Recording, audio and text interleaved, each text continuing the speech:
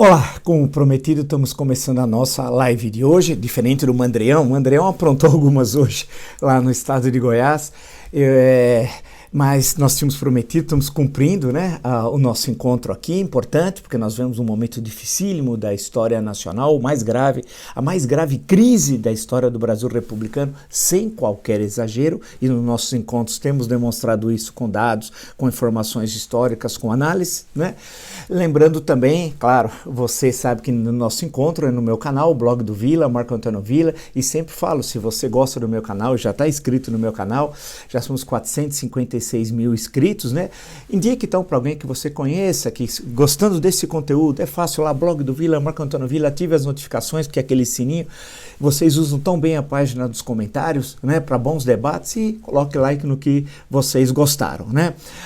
Lembro também que na plataforma www.cursosdovila.com.br vão ter vários cursos de história sendo oferecidos ao longo do ano. O primeiro deles, que já está lá, tem todas as informações, é o História da Ditadura Militar no Brasil. E lembro também que hoje à tarde, como prometemos ontem, já postamos a entrevista belíssima do embaixador, ex-ministro, teve um papel importantíssimo no Itamaraty, na ONU, Rubens Recupero, uma bela entrevista, muito boa, né, sobre a política externa do governo Bolsonaro, mas retroagindo a outros momentos também da questão da ação do Itamaraty e discutindo as questões para onde nós vamos no campo das relações diplomáticas, algo que nós sempre discutimos aqui no canal.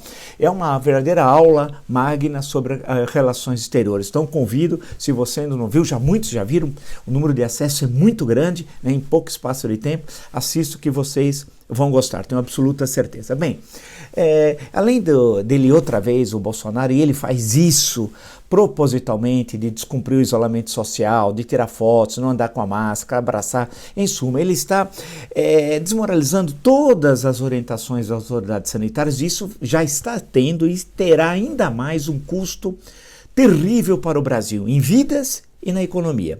Em vidas, porque agora nós contamos os mortos em 4 dígitos por dia, né? Já estamos suplantando a Espanha e estamos caminhando para logo disputar com os Estados Unidos com o maior número de mortes, triste disputa pelo Covid-19, né? E a tendência, segundo os especialistas, alguns falam que o mês de julho é que vai ser a grande tragédia. E não há condições dos administradores nos governos estaduais e nas prefeituras segurar, porque a pressão é muito grande e ela é estimulada de Brasília pelas ações criminosas contra a saúde pública, violando o Código Penal, por exemplo, ações que violam o decoro presidencial, está na Lei 1079, também ele viola sistematicamente, e nós falamos sempre a questão da Constituição, né? E é difícil você segurar, a pressão é muito grande, então todo mundo quer ir para a rua e vai ser um morticínio, já está sendo, e vai ser muito maior, e nós vamos rapidamente suplantar o quarto, o terceiro, o segundo, e disputar essa triste medalha, né, do país com o maior número de mortes pelo coronavírus. É o que deve ocorrer, e isso vai ter, de um lado, o que é mais importante, a tragédia em vidas, né, e de outro, a nossa crise econômica vai se estender no tempo. Lembre-se que nós temos falado há semanas, e ontem citamos até analistas do mercado financeiro, de grandes bancos, né, que tudo que nós falamos aqui bateu. Ou seja, o que eles estão dizendo, nós teremos no mínimo 5 anos terríveis no Brasil, 5 anos terríveis, né? E os dados hoje apresentados, lendo todo o noticiário e tal, é que o primeiro trimestre, como nós já falamos e já sabemos, foi menos 1,5, né, o crescimento do PIB, portanto, negativo. O segundo trimestre, alguns esperam uma queda superior a 10%. Meu Deus, mais superior a menos 10%. Vai ser, evidentemente, a maior retração da história do Brasil, né? E estima-se que por volta de agosto nós tenhamos um número próximo a 20 milhões de desempregados. Apesar de tudo isso, por exemplo, hoje, um sábado, seria um bom momento do presidente da República dar uma mensagem à nação. Não.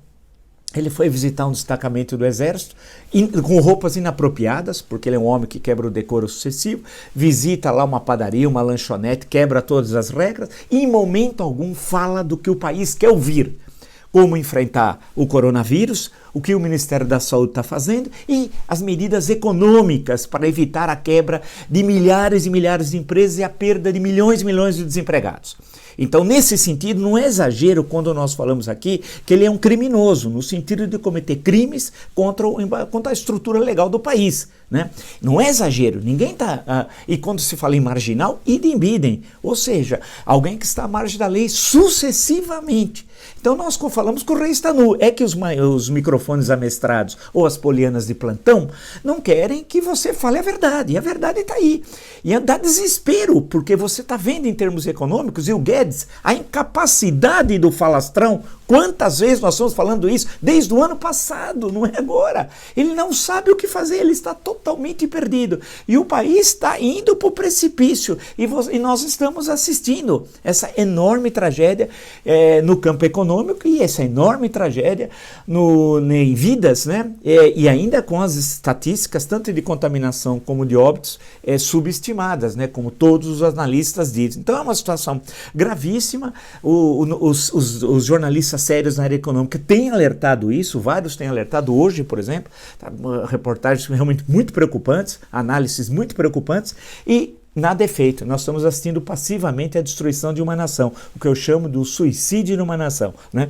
Por outro lado, há um outro fato, uma entrevista do João Gabardo, todos nós o conhecemos, porque fazia parte da equipe, né, do Luiz Henrique Mandetta, ex-ministro da Saúde, no final da tarde, naquela coletiva de imprensa, e que ele está agora aqui em São Paulo, trabalhando aqui em São Paulo, e que ele disse que no Ministério da Saúde eles não conhecem a saúde pública, algo que nós já dissemos aqui, não é verdade? Desde a semana retrasada, que todos que estão lá, né, desde a saída do senhor Taishi, não têm a mínima ideia de saúde pública, né? O general, ele pode entender, eu não sei nem de que arma ele é, mas de saúde pública ele não entende. E puseram, hoje são cerca de 50 militares, alguns estimam, no Ministério da Saúde. Estão lá por quê? Para ganhar um a mais? É isso? Estão ganhando mais do que estavam lá no cartel. Agora a pergunta é o seguinte, em termos de saúde pública, o que eles entendem? Nada. E a tragédia está aumentando. Está aumentando.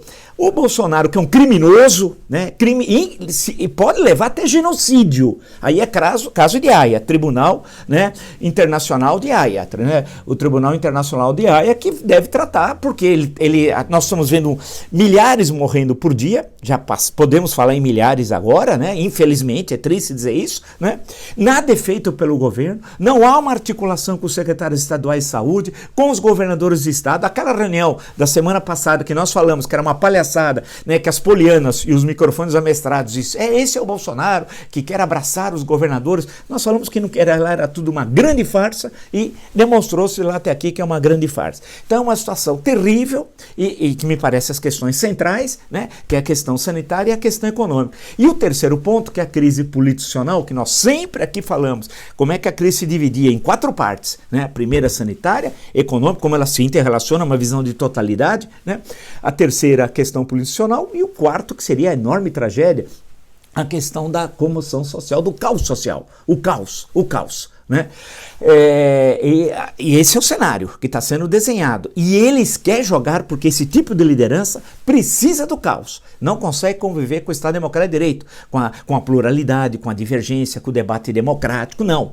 É um tipo de liderança que leva à destruição das instituições, algo que nós temos insistido aqui, e eu já vi vários artigos falando sobre isso. Fico satisfeito porque nesse espaço nós temos mostrado como o Bolsonaro usa da Constituição para destruir a Constituição e o Estado Democrático de Direito. Quer dizer, ele usa dos direitos e das garantias dadas pela Carta de 1988 para destruí-la. Lembrando, nesse sentido, Hitler e a Constituição de Weimar, né? Nós tínhamos comentado sobre isso.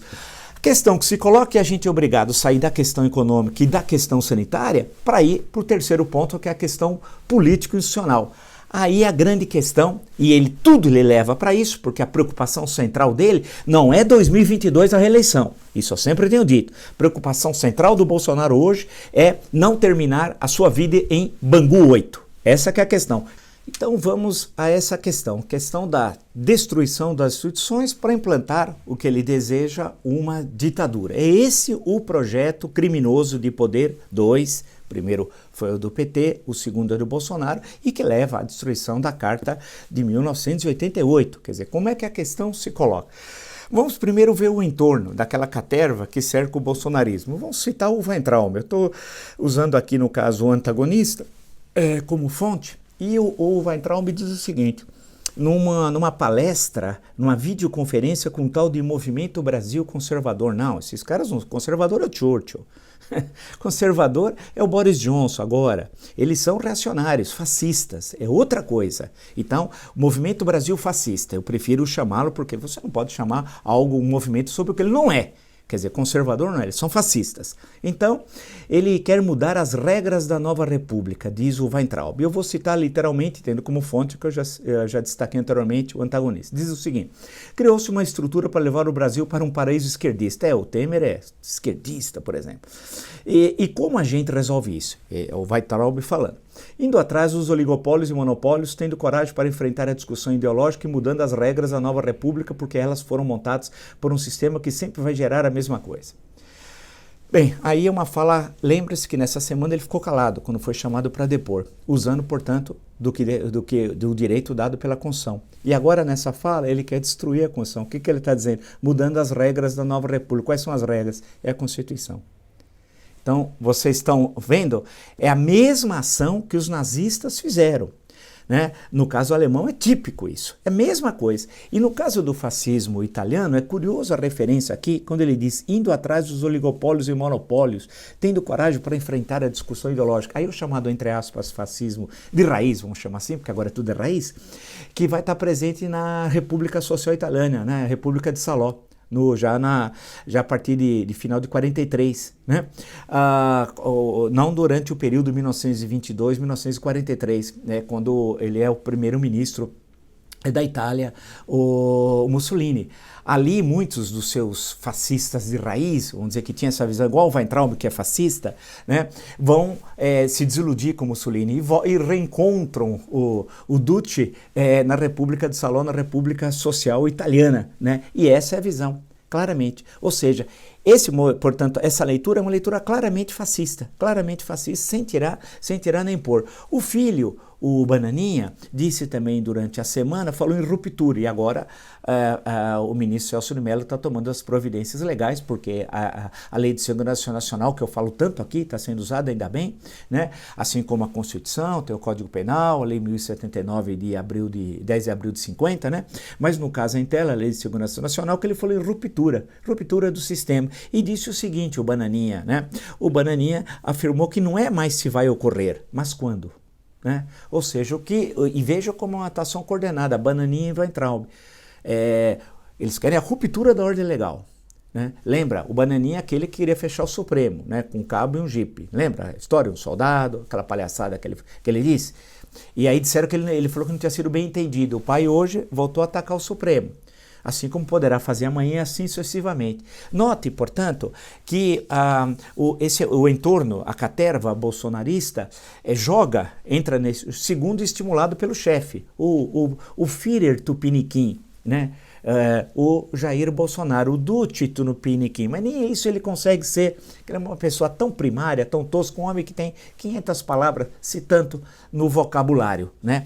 Esse cidadão, que sempre está à margem da lei e que comete sucessivos crimes contra a Constituição, a Carta Magna, segundo a Folha de São Paulo, a manchete aqui no Folha UOL, tudo aponta para uma crise de Bolsonaro ao citar ações do Judiciário sobre o governo. Ele estava fazendo uma referência ao STF, Tribunal Superior Eleitoral, TCU, Polícia Federal, etc. Ele mistura, inclusive, questões que são afeitas ao judiciário e outras que não são do judiciário. Mas tudo bem, nós estamos falando com uma pessoa de poucas letras também. E reacionário e um homem perigoso à ordem, né? À ordem legal. A questão que se coloca, nós sabemos que, de um lado, o Flávio está envolvido com toda a corrupção no Rio de Janeiro, com o escritório do crime, do qual, segundo o Ministério Público, ele é até sócio do Adriano, naquelas construções clandestinas, segundo o Ministério Público Fluminense. Entenda-se, né? A rachadinha, Queiroz, o Queiroz, ninguém sabe como é que se sustenta, né? Quem é que paga o Queiroz, porque paga muito, porque só a operação no Einstein custou 120 mil reais, quem é que pagou? E a casa que ele mora no Morumbi, empregados, impostos, quem é que paga a filha? Naquela gravação do site de Veja, ele agradecia uma pessoa pessoa que não sabe quem é, né, por tudo que tinha feito para ele. Bem, e aí, né? Então você tem o Flávio e tem as investigações da Polícia Federal lá no Rio de Janeiro, que vai ter de resolver a questão do Flávio, que é alguém, e o pai, como o pai usou a Polícia Federal, aí tem a segunda questão em relação ao ex-ministro Sérgio Moro, para controlar a Polícia Federal do Rio de Janeiro, com qual objetivo? Era evidente, o objetivo central era usar a Polícia Federal para proteger os crimes da família Bolsonaro, para ter acesso a investigações sigilosas e para coagir adversários. Era esse o intuito, não é verdade? Era claro e tem comprovado por todos os fatos que nós estamos vendo. Por outro lado, tem de ser destacado mais um ponto importante em relação a essa questão, que já que eu falei em Moro, Polícia Federal, os depoimentos de Paulo Marinho, foram 2, né, reforçam aquilo que tudo indica tem ocorrido mesmo, o vazamento de informações da Polícia Federal em 2018 entre o primeiro e o segundo turno, né, e aquela operação que foi feita a posteriori, né, operação essa que levaria que teria influência direta no processo eleitoral do segundo turno, né, porque envolvia os crimes da família Bolsonaro. E aquilo foi vazado, eles mandaram embora, demitiram o Queiroz e a filha, o mesmo Queiroz que o Flávio essa semana disse que era trabalhador. Se era trabalhador, porque ele demitiu, né? Não causa estranheza? Claro que causa estranheza, né? E também é um outro problema que eles têm com a justiça. Isso é só na esfera do Rio e do Flávio, né? O Bananinha tem os vários problemas, por exemplo, esse que eu citei sobre a questão da defesa do golpe, né, da ruptura, que eles chamam de ruptura, que na verdade é um golpe de Estado que eles tentam organizar e planejar.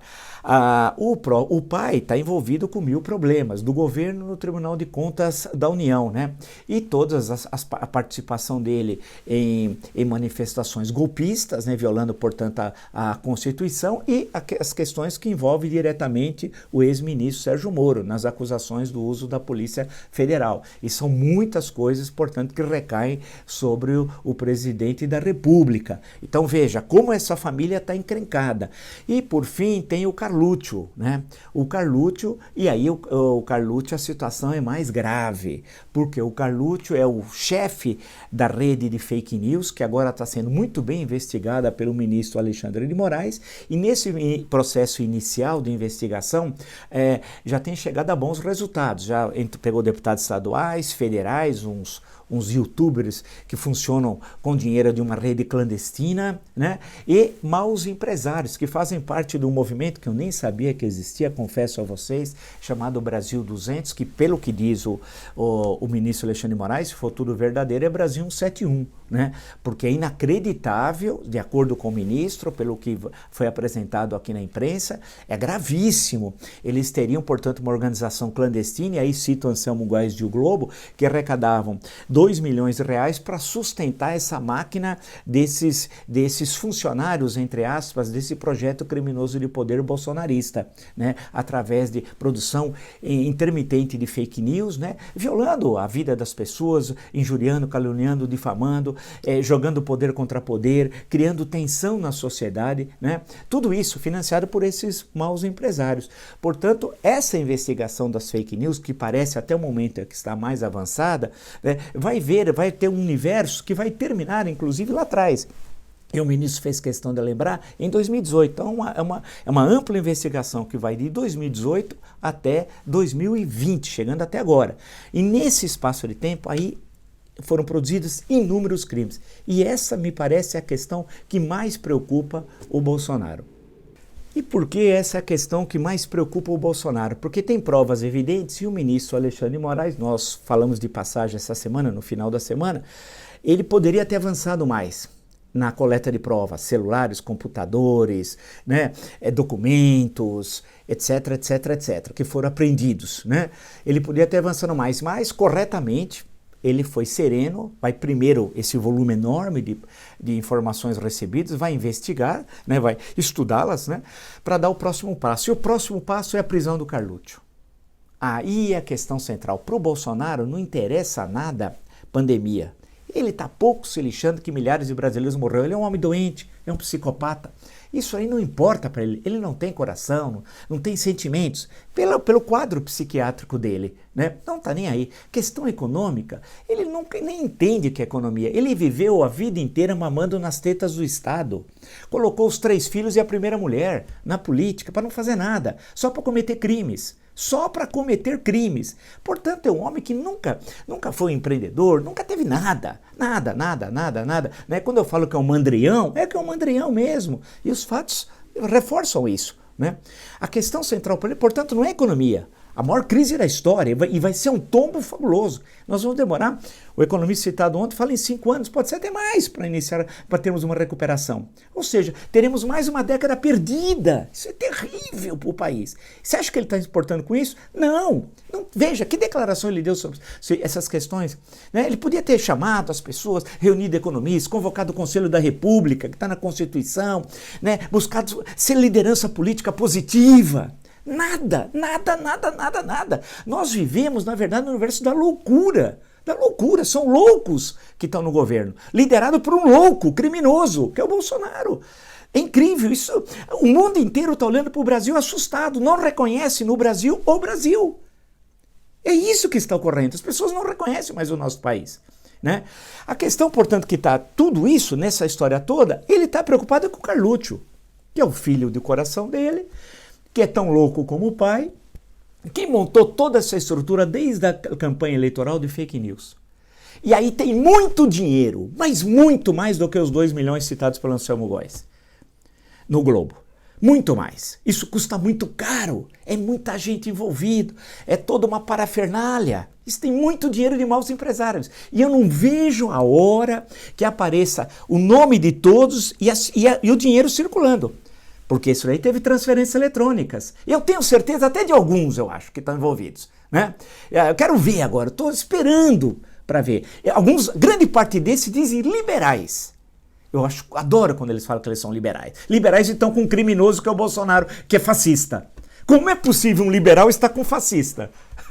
Eles se dizem conservadores nos costumes. Que vida vocês têm. E, em nome de Jesus, eles levantam o dedinho. Estão com o anticristo. Né? É tudo falso, é moeda de R$3. São todos falsos, são maus empresários, são batedores de carteira trombadinhas. Né? O grande empresariado se manifestou, nada. Né? Essa turma aí, inclusive que o Alexandre de Moraes está investigando, é tudo trombadinha, a gente sem história, pé de chinelo. Né? E essa turma toda vai aparecer agora. E o Bolsonaro sabe que o primeiro atingido é o Carluccio e vai para a cadeia. Por que durante a investigação não pode? Se um ex-presidente da República, Michel Temer, numa investigação, foi detido, não vou nem entrar no mérito se é correto ou não a detenção dele. Né? O ex-presidente da República, ex-presidente da Câmara várias vezes, deputado federal, secretário de Segurança de São Paulo, foi detido. Por que um marginal como o Carluccio não pode ser detido? Porque ele solto pode coagir testemunhas, por exemplo, destruir provas, não é verdade? Né? Portanto, ele pode ser preso na segunda fase da investigação do ministro Alexandre de Moraes. Então, aí é que mora a questão central para o Bolsonaro. Não é, insisto, a pandemia, não é a tragédia econômica, é a quadrilha Bolsonaro, a caterva, a malta que ele organizou, primeiro da sua família e com tentáculos nos seus aliados, né? Aí é que mora a questão. Ele não pode ser preso, Carluccio, com a razão. E ele sabe que vai ser preso o Bolsonaro na segunda fase. E ele vai tentar, registrem, dizer, ninguém prende meu filho. Ele vai dizer isso. Por que não? Aqui diz, todos são iguais perante a lei. Está aqui, está na nossa carta, que eles só usam a Constituição a todo momento, olha. Artigo 5º, caput do artigo. Todos são iguais perante a lei, sem distinção de qualquer natureza, garantindo-se aos brasileiros e aos estrangeiros residentes no país a inviolabilidade do direito à vida, à liberdade, à igualdade, à segurança e à propriedade. Todos são iguais. Por que não vai? Se o Temer foi, não estou entrando, insisto, no mérito, se era correto ou não. Se um ex-presidente da República foi condenado, aí já é diferente, pela justiça, ganhou 4 eleições presidenciais o Lula, por que o Carluccio, o marginal, vereador marginal, né? Porque está sempre à margem da lei, entenda-se, por que ele não vai ser preso? E a segunda fase certamente levará à prisão dele, porque esse homem, na hora da investigação, não pode estar solto, que ele vai estar destruindo prova sim, ele vai estar coagindo testemunha sim, ele vai continuar chefiando a quadrilha. Na parte de fake news, porque ele é o subchefe, o chefe maior da quadrilha é o Jair Bolsonaro, todo mundo sabe, e o Bolsonaro sabe. Se cair o filho, cai ele.